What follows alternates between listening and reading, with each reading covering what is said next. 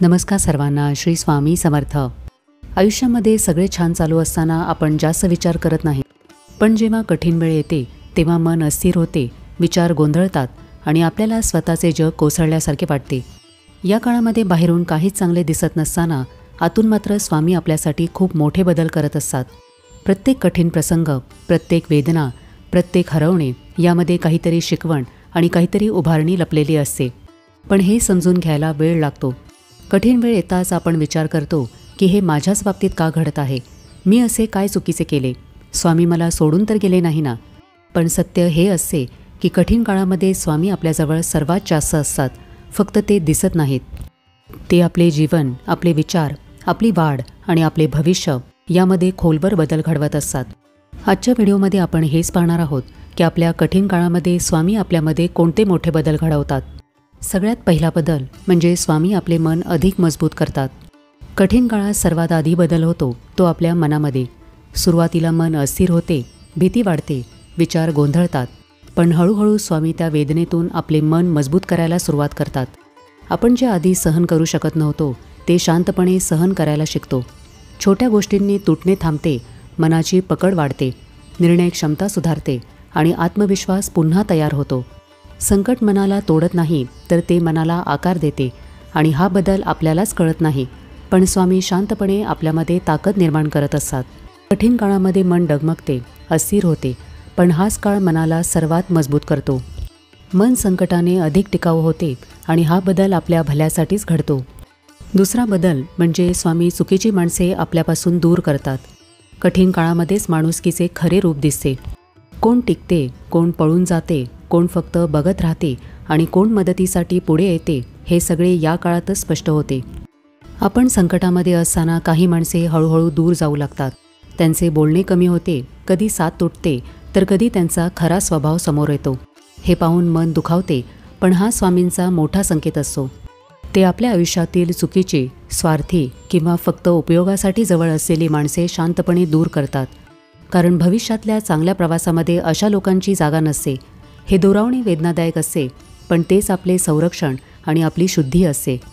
जवळ राहण्याचे नाटक करणारी माणसे या काळामध्ये स्वतःहून तुटतात.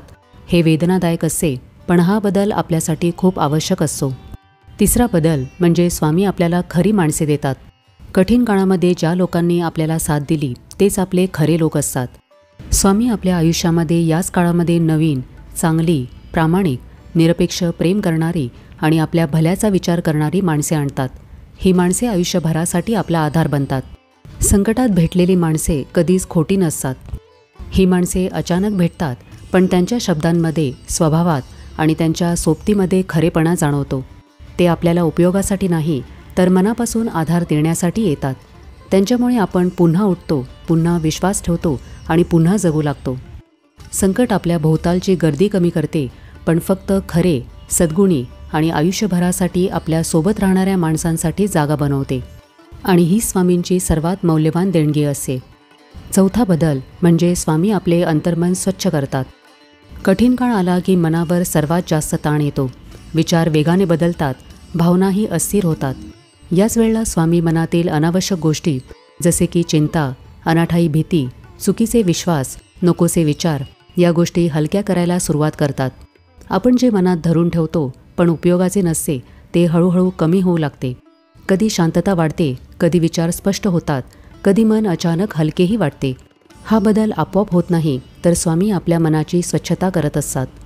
स्वामी आपल्या अंतर्मनातील जुन्या जखमा हलक्या करत असतात. आपल्याला आपली भीती, कमतरता आणि कमकुवत बाजू समोर स्पष्ट दिसू लागते. कठीण काळ म्हणजे आपल्या अंतर्मनाची स्वच्छता प्रक्रियाच आहे. पाचवा बदल म्हणजे स्वामी आपला आत्मविश्वास पुन्हा उभा करतात. कठीण काळात आपल्याला खूप तुटल्यासारखे वाटते, पण हाच काळ आत्मविश्वास पुन्हा उभारण्याची सुरुवात असते. समस्यांशी लढताना आपल्याला आपली ताकद समजते. जे आपण करू शकत नाही असे वाटत होते तेच आपण पार करून जातो. यामुळे आतून एक नवीन शक्ती तयार होते. स्वामी या प्रक्रियेमध्ये आपल्याला सतत आधार देतात, मनात धैर्य आणतात, विचार स्थिर करतात आणि निर्णय क्षमता वाढवतात. संकट संपेपर्यंत आपल्याला समजतही नाही, पण आपण आतून जास्त मजबूत, स्थिर आणि आत्मविश्वासी बनलेले असतो. कठीण काळ आपल्याला दाखवतो की आपण किती सहन करू शकतो, किती तग धरू शकतो आणि किती शक्ती आपल्यामध्ये आहे जी आपल्याला आधी माहितीच नव्हती. जेव्हा आपण संकटातून बाहेर येतो तेव्हा आपल्या आत्मविश्वासामध्ये अनेक पटीने वाढ होते. स्वामी सतत सोबत आहेत याची जाणीव होते आणि मग आपण स्वतःला सांगू शकतो की मी हे स्वामींच्या कृपेने पार केले म्हणजे मी मजबूत आहे. हा आत्मविश्वास भविष्यातील अनेक अडचणी सोप्या करतो.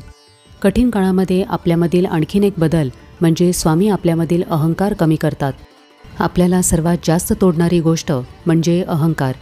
काही वेळा आपण स्वतःला खूप मोठे समजतो, खूपच बरोबर समजतो किंवा इतरांपेक्षा वरचढ समजतो. कठीण काळ हा अहंकार काढून टाकतो. आपण चुकीचे असू शकतो, आपणही असहाय्य होऊ शकतो, आपल्यालाही मदतीची गरज भासू शकते. या सर्व गोष्टींची जाणीव कठीण काळामध्ये होते. अहंकार तुटला की स्वामी आपल्यामध्ये नम्रता, साधेपणा आणि कृतज्ञता निर्माण करतात. हे 3 गुण आपल्याला आध्यात्मिक आणि मानसिकदृष्ट्या उंचावतात. कठीण काळामध्ये स्वामी आपल्या मार्गाची दुरुस्ती करतात. या काळामध्ये आपल्या आयुष्यातील चुकीच्या दिशा, चुकीचे निर्णय आणि चुकीची माणसे हळूहळू दूर होऊ लागतात. काही योजना थांबतात, काही संधी हरवतात आणि काही गोष्टी पूर्वीसारख्या काम करत नाहीत. हे अपयश नसून योग्य दिशेकडे वळण्याचा नैसर्गिक टप्पा असतो. स्वामी आपल्या भविष्यासाठी धोकादायक असलेले मार्ग आधीच बंद करतात आणि योग्य मार्ग ओळखण्यासाठी मनामध्ये स्पष्टता निर्माण करतात.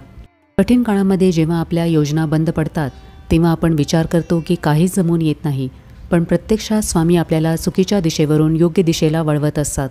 काही वेळा आपल्याला थांबवणे हीच सर्वात मोठी कृपा असते. म्हणूनच कठीण काळ म्हणजे मार्ग बदलाची तयारी असते. 8वा बदल म्हणजे स्वामी कठीण काळामध्ये आपल्याला आपल्या उद्दिष्टाजवळ नेतात. कठीण काळ आला की आपल्याला वाटते की जीवन आता संपले, पण खरे तर याच काळामध्ये स्वामी आपल्याला हळूहळू आपल्या खऱ्या उद्दिष्टाजवळ नेत असतात. काही गोष्टी तुटतात, काही मार्ग बंद होतात आणि आपण जणू दुसऱ्या दिशेने ढकलले जातो. हा बदल अचानक वाटतो, पण हे स्वामींचे नियोजन असते. ते आपल्याला जे आपल्या भल्याचे नाही तिथून लांब करतात. योग्य लोक, योग्य संधी आणि योग्य दिशा दाखवतात. संकटाच्या मागेच आपला खरा मार्ग लपलेला असतो आणि स्वामी त्याच मार्गावर आपल्याला शांतपणे पुढे नेत असतात. प्रत्येक संकटामागे एक दिशा असते. आपण तुटलो, रिकामे झालो की आपण नव्याने तयार होतो. याच वेळेला स्वामी आपल्या आयुष्यामध्ये अशा संधी उघडतात ज्या आपल्या ध्येयाशी, आपल्या स्वभावाशी आणि आपल्या योग्य मार्गाशी जुळतात. हे स्वामींचे आपल्या खऱ्या उद्दिष्टाजवळ नेण्याचे नियोजन असते. कठीण काळात आपली विचारशक्ती बदलते. आधी जे महत्त्वाचे वाटत होते तेच कमी महत्त्वाचे वाटू लागते आणि जे आपण कधी दुर्लक्षित केले होते तेच खऱ्या अर्थाने दिसू लागते. स्वामी या काळामध्ये आपल्या मनात शांतपणे नवीन समज देतात. काय बरोबर, काय चुकीचे, कोण आपले आणि कोण फक्त नावापुरते याची समज येते.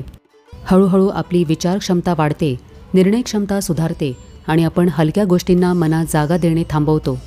हा बदलच आपल्याला पुढच्या टप्प्यामध्ये अधिक शहाणे, मजबूत आणि स्थिर बनवतो. कठीण काळामध्ये आपली प्रार्थना आणि श्रद्धा अधिक मजबूत होते. कठीण काळामध्ये आपण स्वामींकडे अधिक मनापासून वळतो. आधी जी औपचारिक प्रार्थना होती ती आता मनापासून होऊ लागते. शब्द कमी होतात पण भावना वाढतात.